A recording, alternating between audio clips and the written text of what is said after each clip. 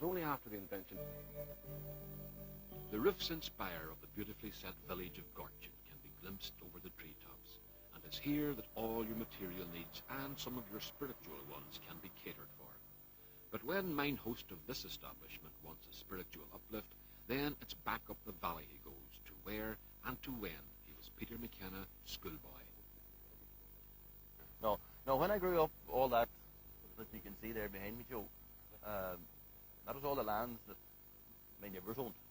That was his fireman. This was our fireman. We checked out whether they had the hay cut or the spuds dug or whatever, and but I didn't see any scenery until I came back. Until suddenly I realised what the whole thing was like together, and how beautiful a place it was, and how much and how far I had travelled, and how I hadn't seen anywhere as good.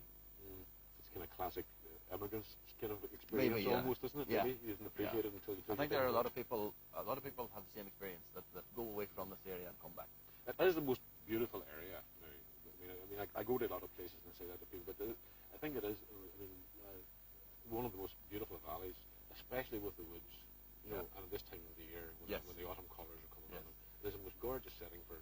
I think that is very true, Joe. I would even remember the older people saying when I worked in my father's wee pub down the road here, it was the one time of the year that they conceded that the place looked well.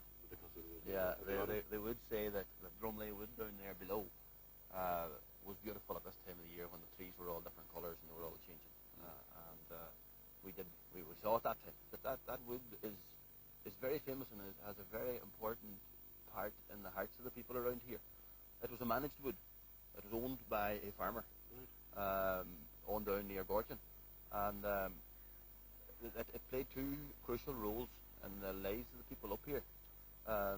In the year whenever the turf weren't harvested because of bad weather, they went down there and they bought the old craggy trees and so on from Peter Keenan that owned it at that time, and they cut them up for firewood.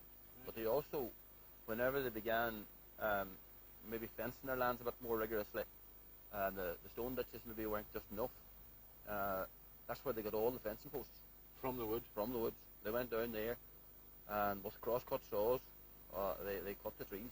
You need a good hardwood as well. Yeah, oak trees all the way. They cut at that stage would be better oak trees they would cut for the posts. Sure. And then was using just wedges and hammers. They split those posts, and in some of the hedges and fields around here you can see them still. See that?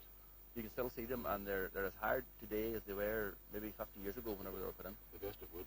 That kind of put the wood under a bit of pressure all the same, didn't it? I mean, there was never any danger of it. Yeah, well, there was two ways of looking at that.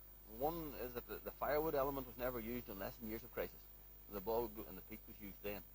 But the other thing about it was that they did it in a managed way. They didn't start in and clear it.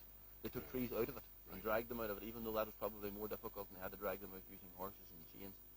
And the other thing, I suppose, in those days, it's easy for us to talk about conservation now. Maybe 60, 70 years ago, maybe they were conserving themselves. Yes, indeed. Maybe that was the most important.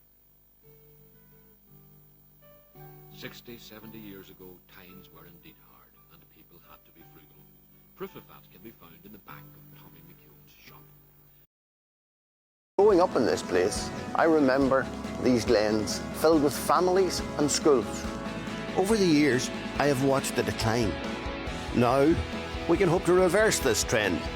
New opportunities, new training, new skills, jobs that will support our families, our community, and the whole of Tyrone and beyond for decades to come.